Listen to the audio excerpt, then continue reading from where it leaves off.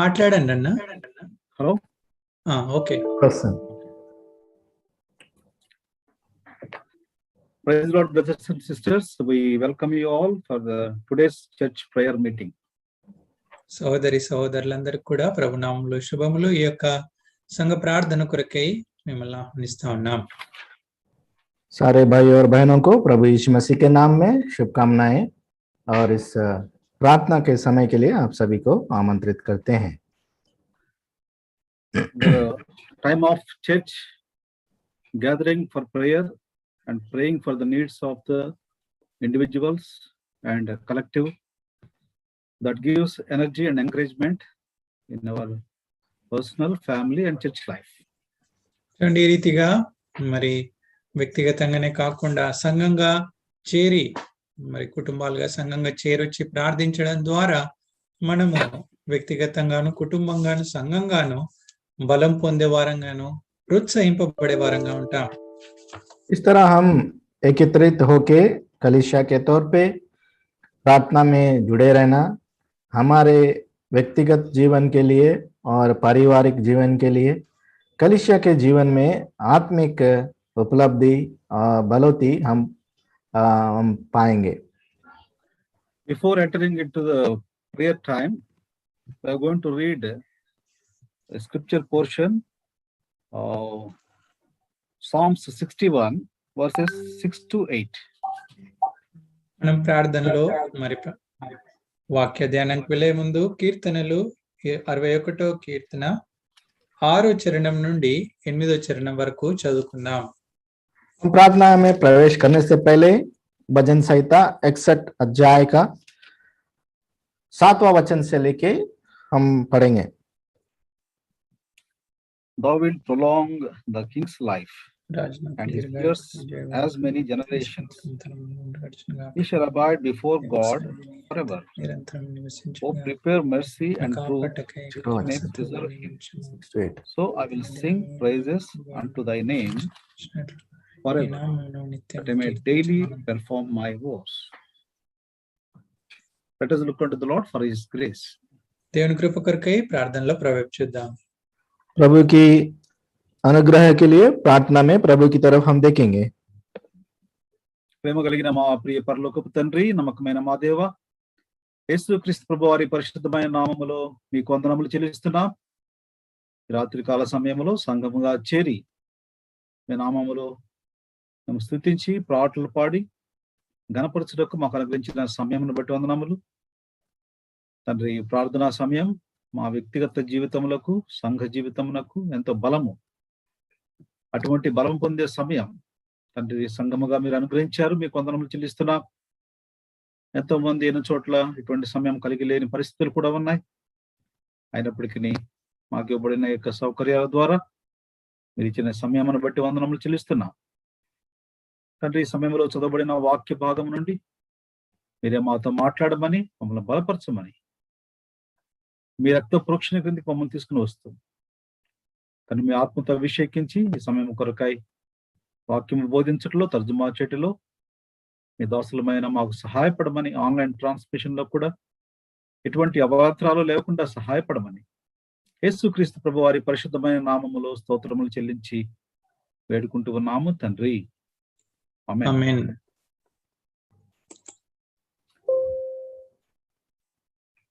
We have been studying or meditating upon this Psalm 61 for the past 3 weeks. 3 వారాలుగా కీర్తన 61వ కీర్తనలో నుండి మనము ధ్యానిస్తా ఉన్నాం. पिछले 3 हफ्ते से इस भजन को हम ध्यान कर रहे हैं. It is a psalm of prayer. It is a psalm of cry. ఇది ప్రార్థనతో ఈ యొక్క కీర్తన ప్రార్థనతో కూడినటువంటి కీర్తన, అంతేకాకుండా అది మొరపెట్టేటువంటి కీర్తనగా ఉంది. यहाँ पे ये भजन को हम प्रार्थना के चिल्लाहट के लिए या फिर एक तरह की पुकार प्रभु की तरफ प्रार्थना में करने का आगाज हमें देती है. This psalm starts with a sentence, hear my cry, O God. ఈ కీర్తన ఒక మాటతో ఆరంభమవుతుంది, దేవా నా మొర ఆలకించుము. ये जो भजन इस तरह आरंभ होती है, हे परमेश्वर मेरा चिल्लाना सुन. For that cry, there are many reasons. Everyone has their own reasons and needs to cry before the Lord. చూడండి, ఈ యొక్క మొరపెట్టడానికి అనేక కారణాలు ఉంటాయి. ప్రతి ఒక్కరికి దేవుని సన్నిధిలో మొరపెట్టడానికి అనేకమైనటువంటి కారణాలు ఉంటాయి. और इस तरह पुकारने के लिए कई लोगों में कई तरह के कारण रहेंगे. In many lands, we see people are crying for different reasons, different needs they are crying. But sometimes those cries may be answered, heard and answered. Sometimes it is in vain. చూడండి, కొన్నిసార్లు కొంతమంది అనేక దేశాల్లో మనం గమనిస్తే ఆయా దేశాల్లో ఆయా అక్కరల కొరకు ఆయా అవసరతల కొరకు మొరపెట్టేవారుగా ఉంటున్నారు. అయితే కొన్ని మొరలు ఆలకింపబడతాయి, కొన్ని మొరలు ఆలకించరు. और देश के कई भागों से हम इस तरह की पुकार को हम सुनते हैं. कई प्रार्थना सुनी जाती है, उसकी जवाब मिलती है, कई अनसुनी भी रहती हैं. Here psalmist David says, hear my cry, O God, attend unto my prayer. This was his prayer. ఇక్కడ కీర్తనకారుడైన దావీదు అంటున్నాడు, దేవా నా మొర ఆలకింపుము, నా ప్రార్థన చెవియొగ్గుము అని ఆయన ప్రార్థన ఈ రీతిగా ఉంది. और ये भजन लिखने वाला इस तरह लिख रहा है कि हे परमेश्वर मेरा चिल्लाना सुन, मेरी प्रार्थना की ओर ध्यान दे. A prayer with a desire, a prayer with a passion helps to receive answers from the Lord. చూడండి, ఒక ప్రార్థన ఆశతో చేసినటువంటి ప్రార్థన, ఒక ప్రార్థన పట్టుదలతో ఆసక్తితో చేసినటువంటి ప్రార్థన దేవుడి నుండి జవాబు పొందుకోవడానికి సహాయపడుతుంది. एक प्रार्थना जो चाहत से और प्रेरणा से जो प्रार्थना पेश किया जाता है, वो सुनी जाती है. If we pray with such a pain, with such a desire, that prayer will go to heaven and God will hear that and he will attend to them all. చూడండి, మనము చేసే ప్రార్థనలు అటువంటి భారంతో, అటువంటి మొరలతో, కన్నీటితో మనం ప్రార్థించిన వారమైతే అది దేవుని సన్నిధికి చేరి మన ప్రార్థనలకు జవాబు అనుగ్రహిస్తారు. हमारी प्रार्थना इस तरह चाहत भरी और दर्द भरी प्रार्थना होगी तो प्रभु परमेश्वर हमारा प्रार्थना जरूर मंजूर करेंगे. Here in this song, David was praying of his personal need. Of course, as a king, he was praying many times for the need of the people also. But in this psalm, he was praying for his own need. అక్కడ దావీదు తన యొక్క వ్యక్తిగత అక్కర్ల కొరకు ప్రార్థిస్తున్నట్టు చూడగలము. అయితే రాజుగా అనేక సార్లు తన యొక్క రాజ్యం గురించి, ప్రజల గురించి ప్రార్థించారు. అయితే ఈ యొక్క కీర్తనలో ప్రత్యేకంగా తన యొక్క వ్యక్తిగత అవసరతల కొరకు ప్రార్థించారు. यहाँ पे दाऊद अपना व्यक्तिगत जीवन की लिए प्रार्थना पेश कर रहा है, लेकिन कई बार राजा होने के नाते अपने प्रजाओं की लिए, अपने राज्य के लिए कई प्रार्थना उन्होंने किया है, लेकिन यहाँ पे वो अपने आप के लिए प्रार्थना कर रहा है. We know the man of God, Moses, the servant of God. He was burdened with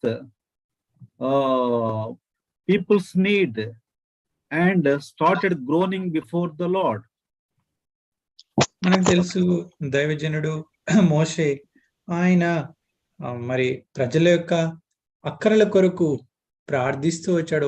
వారి అక్కర కొరకు ఎంతో వేదనతో దేవుని సన్నిధిలో వేడుకుంటూ వచ్చాడు. हम जानते हैं मूसा अपने प्रजाओं के, उनके भार के लिए कई बार कई तरीके से वो प्रार्थना को चाहत से और दर्द से प्रभु की वो सनिधि में पेश किया है। Let us all read together Numbers chapter 11 and verse 11. దయచేసి చూడండి, సంఖ్యాకాండము 11వ అధ్యాయము 11వ వచనం అందరం కలిసి చదువుకుందాం. गिनती की पुस्तक 11वां अध्याय और 11वां वचन हम सब मिलके पढ़ेंगे। And Moses said unto the Lord, Wherefore hast thou afflicted और thy मूसा ने servant? यहोवा से And कहा कि wherefore अपने दास have I के not साथ found दूर favor in thy sight, अवस्था में that thou layest the burden of all these people upon me? See, this was his groaning before the Lord, and he was pleading the Lord for this burden.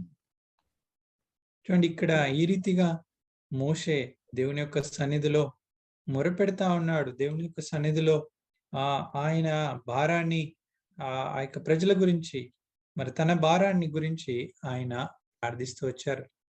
यहाँ पे हम देखते हैं मूसा इन सारे लोगों की जो भार है उनके ऊपर किस तरह डाला गया है, उस प्रार्थना के चाहत से प्रभु की तरफ अपना मंजूरी डाला है।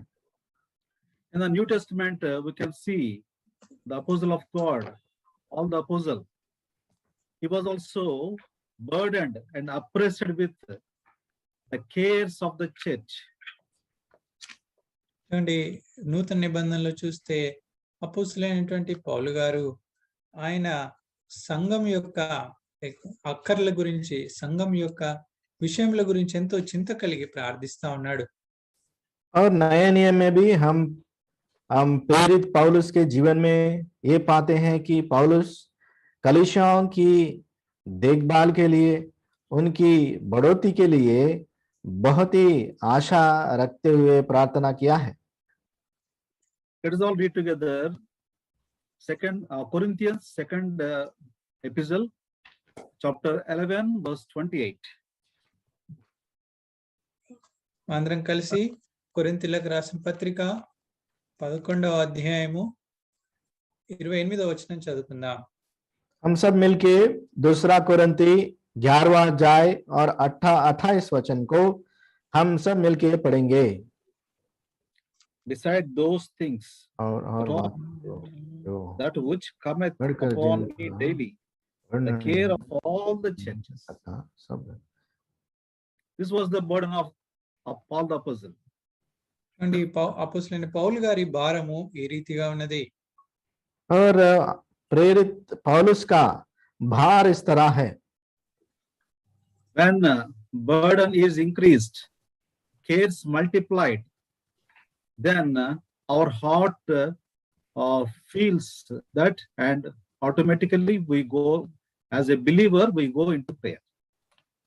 అండ్ ఎప్పుడైతే భారాలు అధికమవుతాయో, చింత వస్తుందో, ఒక విశ్వాసిగా సర్వసాధారణంగా మనము ప్రార్థనలోనికి వెళ్ళి వీటన్నిటిని దేవుని సన్నిధికి తీసుకొచ్చే వరంగా ఉంటాం.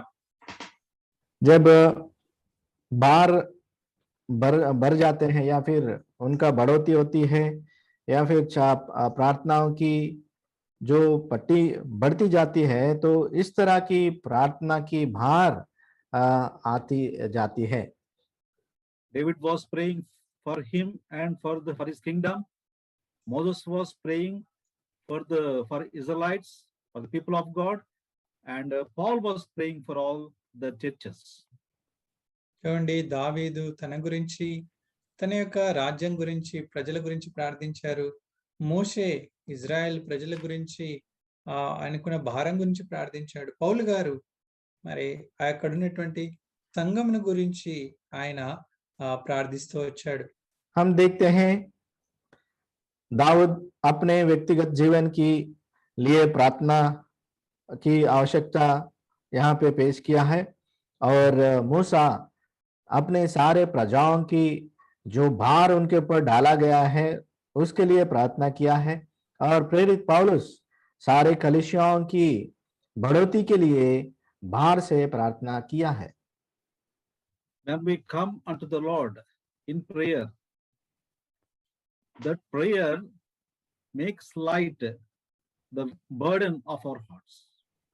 అండ్ ఎప్పుడైతే మనం ప్రార్థనలో ప్రభు సన్నిధికి వస్తామో మన యొక్క భారాలన్నీ కుమ్మరింపబడి మన యొక్క హృదయము తేలికనవుతుంది. जब हम प्रार्थना में अपने आप को जोड़ते हैं और प्रार्थनाओं की जो भार है हम प्रभु के उपस्थिति में उड़ेलते हैं, तब हम बहुत ही हल्का महसूस करते हैं. That's what we see in Psalm 61. అదే విషయాన్ని కీర్తనలు 61వ కీర్తనలో చూడగలం. वही चीज को हम भजन का 61 में पाते हैं. So the sorrow of David started requesting the Lord to help him. చూడండి, దావీదుకున్నటువంటి ఆ యొక్క భారము, ఆ యొక్క దుఃఖము దేవుని సన్నిధిలో ఆయనను మొరపెట్టేలాగా చేసింది. और दाऊद के जीवन में जो क्लेश था, जो चिंता था, वो अपने प्रभु के सामने अपने प्रार्थनाओं की फटी उदर पेश करने की वो चाहत रखी है. The sorrows of David caused him to realize the provisions and protection of God.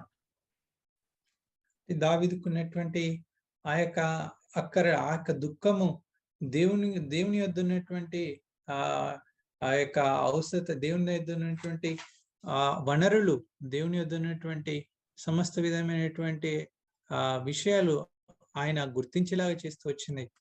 ये प्रार्थना का जरूरत दाऊद के जीवन में प्रभु परमेश्वर के ओर से मिलने वाले सारे उपलब्धियों की जानकारी पाने के लिए वो एक सिरा बनी है.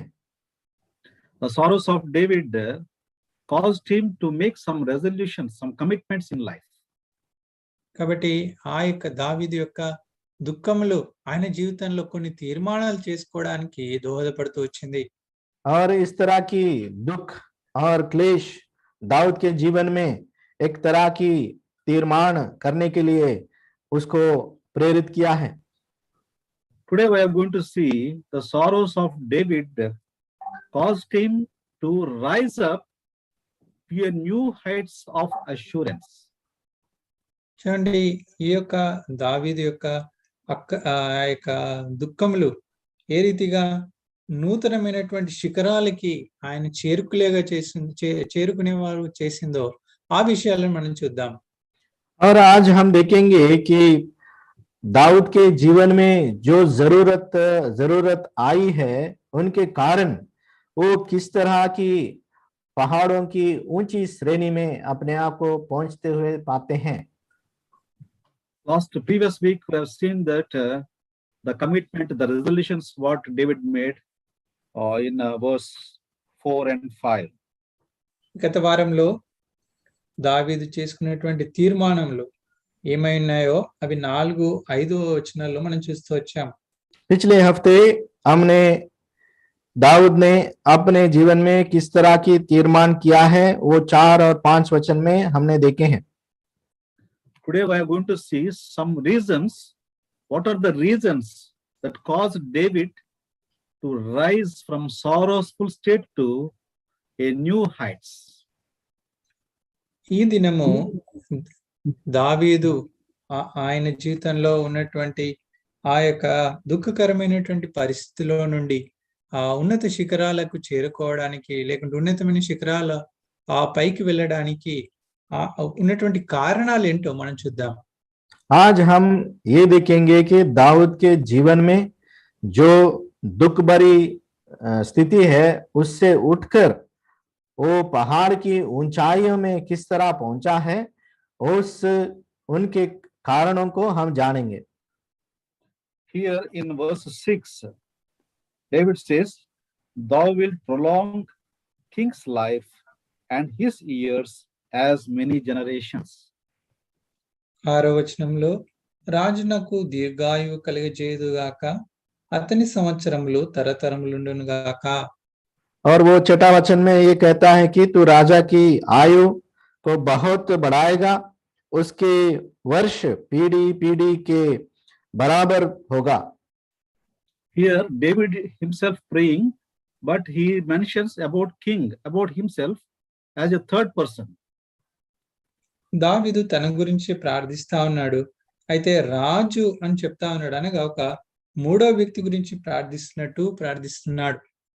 और यहाँ पे दाऊद अपने आप के लिए प्रार्थना कर रहा है, लेकिन एक राजा के बारे में भी यहाँ पे वो बता रहा है, जो कि अपने आप के बारे में है, लेकिन वो एक तीसरा व्यक्ति की तौर पे उसको पेश कर रहा है। While praying this sentence, he may be remembering the prophecy which was prophesied by prophet Nathan. కాబట్టి ఈ రీతిగా ఆయన ప్రార్థిస్తూ వచ్చినప్పుడు మరి నాతాను ద్వారా దేవుడు ప్రవచించినటువంటి ప్రవచనాలు జ్ఞాపకం చేసుకుని ఉండవచ్చు. और इस तरह प्रार्थना करते समय जो अचंबक नाथान का जो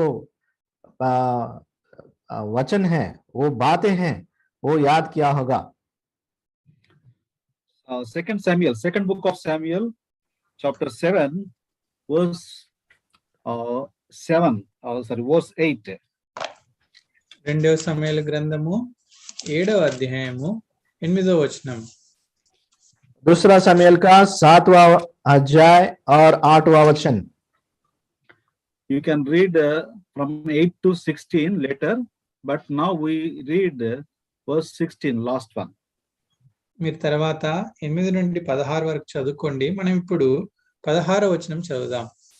आप समय बाद में समय आपको मिलता है, वो समय में 8 से लेके 16 तक पढ़िए, लेकिन अभी हम समय के कारण 16 वचन को पढ़ेंगे. And thine house, तेरी thy kingdom, घराना और तेरी राज forever before thee. Thy सदा throne shall be established forever. So this was the prophecy from prophet Nathan.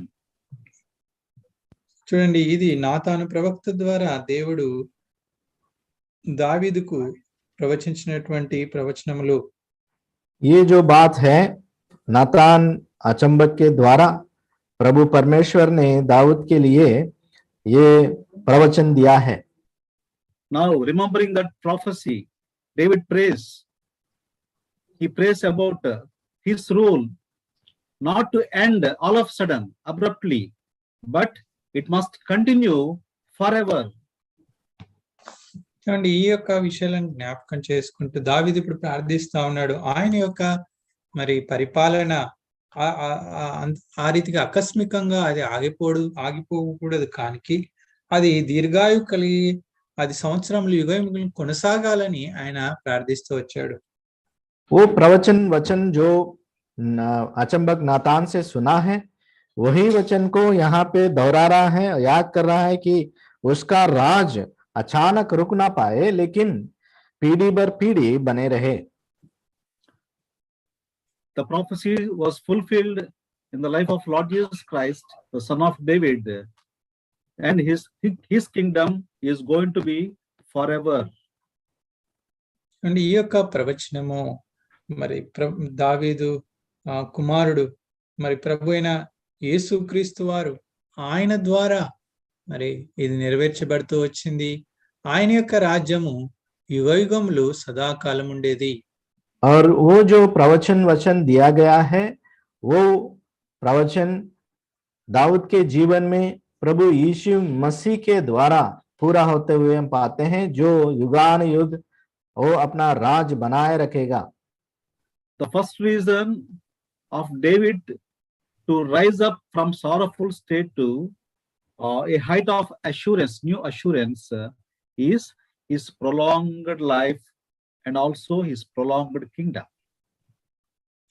కాబట్టి ఆయన దావీదు ఉన్నటువంటి ఆ యొక్క దుఃఖకరమైన పరిస్థితుల్లో నుండి మరి ఎత్తైన స్థితికి లేవడానికి కారణం ఏంటంటే, మొట్టమొదటిది ఆయనకు దీర్ఘాయు విషయంలోను, ఆయన యొక్క రాజ్యము తరతములు ఉండే విషయాన్ని బట్టి ఆయన ప్రోత్సహింపబడుతూ వచ్చాడు. और इस तरह की दुख भरी जीवन से पहाड़ की ऊंचे शिखर पे दाऊद किस तरह पहुंचा है कि उसको एक तरह की आधार या फिर उसको एक प्रभु की तरफ से एक वाचा मिली है। So the first reason is prolonged life, and the second reason is perpetual life, life forever. కాబట్టి మొట్టమొదటి కారణము దీర్ఘాయువు, రెండవది ఆ ఆ, తరతరములు ఉండే రాజ్యం। और यहाँ पे देखते हैं कि पहला चीज जो बहुत बहुतायत की जीवन और पीढ़ी दर पीढ़ी बना रहने की जीवन के बारे में दूसरी चीज हम देखते हैं। That's what we read in verse 7. He shall abide before God forever. అదే విషయాన్ని 7వ వచనంలో చదువుతాం, దేవుని సన్నిధిని అతడు నిరంతరము నివసించును గాక అని। वही बात को हम 7वां वचन में पढ़ते हैं, वहां परमेश्वर के सम्मुख सदा बना रहेगा। So this is fulfilled in the life of Lord Jesus Christ. ఈ యొక్క విషయము ప్రభువైన యేసుక్రీస్తు వారిలో అది నెరవేర్చబడుతూ వచ్చింది। और ये चीज प्रभु यीशु मसीह के जीवन में पूरा होते हुए देखते हैं। Book of Isaiah chapter 9 verses 6 and 7, we'll read only 6. యెషయా గ్రంథము 9వ అధ్యాయము 6, 7 వచనాలు, మనం 6వ వచనం మాత్రం చదువుకుందాం। यशायाह का पुस्तक 7वां अध्याय, करेक्ट है, 6 and 7. और 6 और 7 वचन। For unto us a child is born, unto us a son is given, and the government shall be upon his shoulder.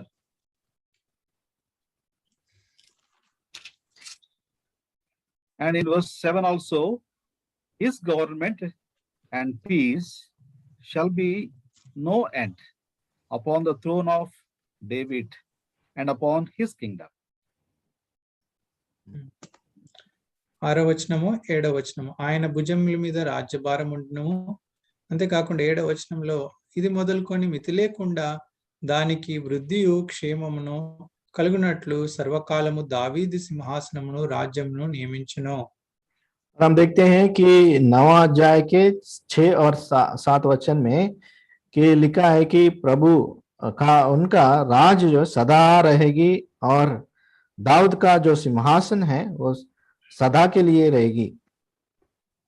So this caused David to rise, to forget all his sorrows and to rise up from that state and to go to the, his mind immediately goes to the new heights of assurance. కాబట్టి ఇలాంటి మరి ప్రవచనాలు, ఇలాంటి దేవుడిచ్చినటువంటి వాగ్దానాలను గుర్తు చేసుకొని దావీదు తన మనసును, తను ఉన్నటువంటి దుఃఖకరమైనటువంటి పరిస్థితులన్నిటినీ కూడా మర్చిపోయి ఆ యొక్క దేవుడిచ్చినటువంటి నిశ్చయత, ఆ యొక్క ఉన్నతమైనటువంటి శిఖరాలు, ఉన్నతమైనటువంటి స్థితిలోనికి ఉంచినటువంటి ఆ నీక నిశ్చయత వైపు ఆయన యొక్క మనసుని నిలపడానికి సహాయపడుతూ వచ్చింది। और इस तरह की दुख भरी जीवन से उठ के पहाड़ की ऊंचाई में पहुंचने के लिए एक प्रभु की तरफ से एक भरोसा वो पाते हुए अपने आप को वहां पे चढ़ाया है या फिर ऊंचा होने के लिए कारण बना है। And in verse 7, second part, oh prepare mercy and truth which may preserve him. 7వ వచనంలో 2వ భాగంలో కీర్తనలన్నా యెషయానా? Yeah, Psalm 61 verse 7. కీర్తనలు 61:7 2వ భాగంలో మనం చూడగలం, అతన్ని కాపాడుటకై కృపా సత్యములను నియమించుము అని రాయబడింది। और भजन संहिता 61 और 7वां वचन के दूसरे भाग में, तू अपनी करुणा और सच्चाई को उसकी रक्षा के लिए ठहरा रख। David always uses in his prayer or in his psalms sometimes pair words, mercy and truth. చూడండి, దావీదు ఎల్లప్పుడూ తన యొక్క ప్రార్థనలో, తన యొక్క మాటల్లో దేవుని సన్నిధిలో ఈ యొక్క జత చేయబడినటువంటి పదాలను వినియోగిస్తారు. కృప, సత్యము అనేటువంటి మాటని ఇక్కడ చూడగలం. और हम देखते हैं कि कई बार दाऊद एक दो शब्दों को, जो जुड़े हुए शब्दों को इस्तेमाल करता है, जो जैसे कि करुणा और सच्चाई। In Psalms 43 verse 3, "Oh, send out thy light and thy truth." చూడండి, కీర్తనలు 43వ కీర్తన 3వ చరణంలో నీ వెలుగును నీ సత్యమును బయలుదేరు చేయము అనే పదాన్ని చూస్తాం. हम देखें भजन संहिता 43 का 3रा वचन में भी तेरी सच्चाई और अनुग्रह को मेरे और भेज। So according to Psalms 43 verse 3, light, what is the function of light? It reveals the secret things. చూడండి, కీర్తనలు 43వ కీర్తన 3వ వచనం ప్రకారం వెలుగు యొక్క పని ఏంటి? అది రహస్యంలో ఉన్నటువంటి విషయాలను, అంధకారమైనటువంటి విషయాలను బయలుపరుస్తుంది. और हम जब भजन में 43 के 3रा वचन में देखें, प्रकाश उसका काम क्या है? वो अंधकार को निखल फेंकती है। So God is light and God's nature is light. చూడండి, దేవుడు వెలుగై ఉన్నాడు, ఆయన యొక్క స్వభావమే వెలుగు. और प्रभु परमेश्वर वो स्वयं प्रकाश है, वो रोशनी है, इसलिए वो अंधकार को निकाल फेंकेगा। You can read it later, 1 John 1:5. తర్వాత మీరు చదువుకోండి, 1 యోహాను 1వ అధ్యాయము 5వ వచనం. बाद में पढ़ना 1 यूहन्ना 1 अध्याय और 5वां वचन। And what is how the light functions? We can read in Daniel, book of Daniel, chapter 2, verse 21 and 22. ఏ రీతిగా వెలుగు పనిచేస్తుంది అంటే దానియేలు గ్రంథము 2వ అధ్యాయము 22వ వచనంలో మనం చూడగలం. और हम देखते हैं कि किस तरह रोशनी काम करती है। दानियल की 2रा अध्याय और 21 वचन में हम उसको 22 वचन में हम पाते हैं। In 22, he revealeth the deep and secret things. 22వ వచనంలో వెలుగు యొక్క అంధకారంలోని సంగతులను ఆయనకు తెలియను, వెలుగు యొక్క నివాసస్థలము ఆయన యొద్ద ఉన్నది అని రాయబడుతూ వచ్చింది. 22 वचन में लिखा है, वही गूढ़ और गुप्त बातों का प्रकट करता है। So not only knowing what is in darkness, but God reveals the deep and secret things. చూడండి, ఆ యొక్క చీకట్లో ఉన్నవి ఏంటో తెలియజేయడమే కాదు, కానీ దేవుడు మరుగు మాటలను, మర్మములను కూడా బయలుపరచును. प्रभु अंधकार के चीजों को ही बहाल नहीं करता है, लेकिन जो गूढ़ और गुप्त बातों को भी प्रकट करता है। In Psalm 61 verse 7, "Oh, prepare mercy." Here use another word, mercy. చూడండి, కీర్తనలు 61వ కీర్తన 7వ వచనంలో ఇక్కడ కృప, సత్యము అనేటువంటి మాటను మనం చూస్తాం. కృప అనేటువంటి విషయాన్ని చూస్తాం. यहाँ पे भजन का 61 का 7वां वचन में अपनी करुणा बल्कि वो बात को याद दिला रहे हैं। According to Lamentations chapter 3 verse 22 and 23, this mercy is new every morning for us. ఈ విలాప వాక్యములు 3వ అధ్యాయము 23 వచనం ప్రకారం ఆయన యొక్క కృప, ఆయన యొక్క వాత్సల్యత అనుదినం కూడా నూతనంగా ఉంటుంది. और हम देखते हैं कि विलाप गीत 3रा अध्याय और 23 वचन में हम देखते हैं कि प्रतिदिन उनकी जो अनुग्रह है, सच्चाई है, नई ओर से हमें मिलती है। Here another word is truth. So God himself truth. Truth means he is faithful God. He is faithful to his faithfulness. చూడండి, ఇక్కడ ఇంకొక మాట చూస్తాము, సత్యము. దేవుడే సత్యమై ఉన్నాడు. ఆయన ఎవరైతే సత్యంలో ఉంటారో వారందరికీ నమ్మకంగా ఉండేవాడుగా ఉంటున్నాడు. और यहाँ पे हम देखते हैं कि प्रभु सच्चाई परमेश्वर है, इसलिए अपने विश्वास के बारे में, विश्वास योग्यता के बारे में विश्वास दिला रहा है। So when David remembered these words, love, light, mercy, light, and truth, he forgot his sorrows, and these words are very words of assurance. That's why he himself lifted up and to a new heights. చూడండి, దావీదు ఇక్కడ దేవుని యొక్క మాటలు, ఆ యొక్క దేవుని యొక్క కృప, సత్యము, వెలుగు, ఈ యొక్క విషయాలను ఆయన జ్ఞాపకం చేసుకున్నప్పుడు ఆయన యొక్క దుఃఖ పరిస్థితులన్నిటినీ కూడా మర్చిపోయి ఇప్పుడు దేవుడిచ్చినటువంటి ఆదరణను అతడు పొందుకుంటూ నూతనమైనటువంటి ఆ యొక్క శిఖరాల, ఉన్నత శిఖరాల ఆయన చేరుకుంటూ వచ్చాడు. हम यहाँ पे देखते हैं कि दाऊद प्रभु की इन बातों को, यानी कि उनकी करुणा, उनकी सच्चाई और प्रकाश के बारे में अपने आप को याद दिलाया है, तो अपने दुखों को भूल के उस पर्वत के ऊंचाई पे पहुंच गया है। Before getting changes in the outside circumstances, we should have a change, a realization in our heart that causes to change our situations. కాబట్టి మరి పరిస్థితులు, మన బాహ్య పరిస్థితులు మార్చబడక ముందు మన యొక్క అంతరంగ పరిస్థితులు, మన యొక్క అంతరంగ స్థితి మార్చబడుతూ రావాలి. అప్పుడు బాహ్య పరిస్థితులు మార్చబడుతూ వచ్చాయి.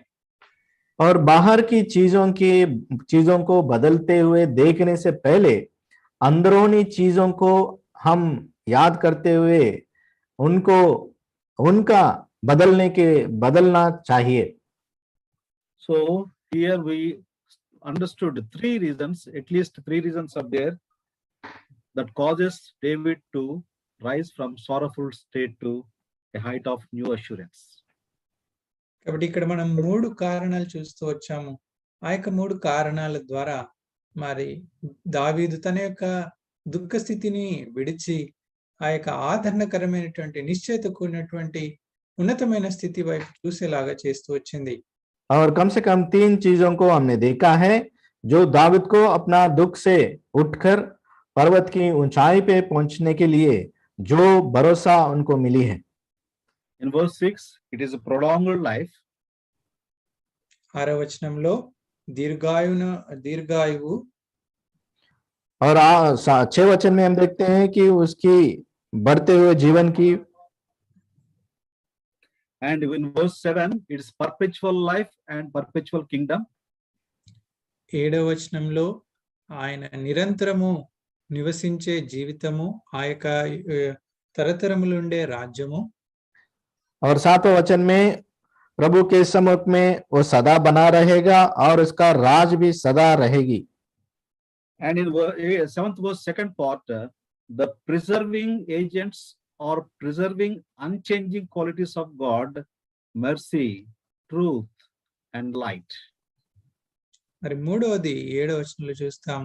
ఏవైతే మరి దేవుని యొక్క కాపాడేటువంటి గుణములు, కాపాడేటువంటి ఆయన యొక్క స్వభావములు చూపెడుతున్నాయో, వెలుగు, కృప, సత్యము, ఇవి కారణాలై ఉన్నాయి. और 7वें वचन में जो दूसरी भाग में हम देखते हैं कि प्रभु के जो रक्षा करने वाले गुणों के विवरण जो है करुणा, सच्चाई और उनकी प्रकाश। That's the reason why he wrote this song. It is a song of prayer. అందుకొరకే ఈ కీర్తన దావీదు రాస్తూ వచ్చాడు. ఇది ఆ యొక్క స్తుతి, ప్రార్థనతో కూడినటువంటి కీర్తన. और ये भजन लिखने वाला एक प्रार्थना का भजन लिखा है। In verse 8, the sorrowful state changed to a state of rejoicing. 8వ వచనంలో ఆయన యొక్క దుఃఖకరమైనటువంటి పరిస్థితి నుండి ఇప్పుడు సంతోషకరమైనటువంటి, ఉత్సాహకరమైనటువంటి పరిస్థితిలోనికి మార్చబడుతూ వచ్చింది. और अब देखते हैं कि 8वां वचन में जो अपना दुख भरी जीवन से ऊपर उठते हुए यहाँ पे प्रभु के सनिधि में अपने भजन या फिर गीत गाते हुए हम देखते हैं। So I will sing praise unto thy name forever, that I may daily perform my vows. దినదినము నా మొక్కుబళ్ళు నేను చెల్లించినట్లు నీ నామమును నిత్యము కీర్తించదను। और वो इस तरह कह रहा है कि और मैं सर्वदा तेरे नाम का भजन गाया करूंगा, अपनी मन्नते हर दिन पूरी किया जाएगा।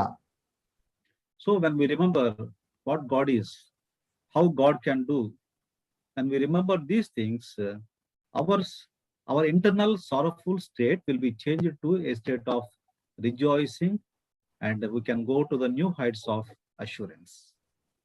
కాబట్టి దావీదు వలె ఎప్పుడైతే మనం కూడా దేవుని యొక్క ఇలాంటి వసతులను, ఇలాంటి గుణలక్షణములను మనం గుర్తు చేసుకుంటామో, మన యొక్క దుఃఖకరమైనటువంటి పరిస్థితి నుండి ఆ యొక్క సంతోషకరమైనటువంటి ఉన్నత శిఖరాలైనటువంటి ఆ యొక్క పరిస్థితిలోనికి మనం రాగలము। और इस तरह प्रभु की भरोसा करने वाली प्रभु की गुणलक्षण को हम याद करेंगे तो हमारे दुख भरी जीवन से ऊपर उठ सकते हैं। Let us remember the assurance that the Lord is giving to us and pray so that our heart may be rejoiced. కాబట్టి రండి మనం దేవుడు ఇచ్చినటువంటి యొక్క ఆదరణతో కూడినటువంటి ఆ యొక్క విషయాలను మనం గుర్తు చేసుకుంటూ దేవుని సన్నిధిలో మొరపెడదాం। తద్వారా మన యొక్క హృదయము కీర్తనలతో, సంతోషంతో అది నింపబడును గాక। प्रभु जो हमें भरोसा दे रहे हैं, उन भरोसे भरी बातों को याद करते हुए अपने प्रार्थना और मंजूरियों को प्रभु के सन्निधि में पेश करें, ताकि हम भी भजन से भरे हुए होकर प्रभु की गीत गाएं। ప్రార్థన చేసుకుందాము।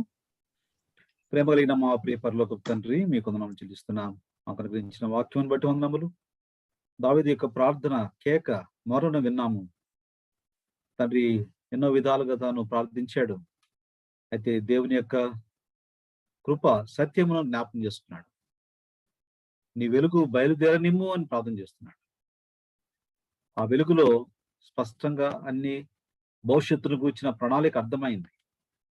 ఆ యొక్క కృపలో తన యొక్క సదుపాయములని అర్థమైంది। సత్యములో మీ విశ్వాసత ఏమిటో అర్థమైంది। తద్వారా తండ్రి దావీదు యొక్క స్థితి మార్చబడింది। నిరుత్సాహముగా ఉన్న వ్యక్తి, దుఃఖముతో ఉన్న వ్యక్తి మరి మనస్సులో, హృదయములో ఒక ఉన్నతమైన నిశ్చయితతో కూడిన శిఖరాలకు వెళ్ళడానికి సహాయపడుతొచ్చారు। మీకు వందనములు చెల్లిస్తున్నా। అలాంటి ప్రార్థనా పరులుగా మమ్మల్ని సిద్ధపరచమని, సంఘ ప్రార్థన ఎంతో బలమైనది, కలిసి మేమందరం ప్రార్థన చేయడం ద్వారా మరి ప్రభు యొద్ద నుండి జవాబులు పొందడానికి మంచి ఇది అవకాశమైన స్థలము। కాబట్టి ఈ మాటలు మేము గుర్తుంచుకొని తండ్రి మీ యొక్క సదుపాయములను గుర్తుంచుకొని ప్రార్థించడానికి సహాయపడమని యేసుక్రీస్తు ప్రభువు వారి పరిశుద్ధమైన నామములో స్తుతించి ప్రార్థించి వేడుకుంటున్నాము తండ్రి। ఆమేన్। ఆమేన్।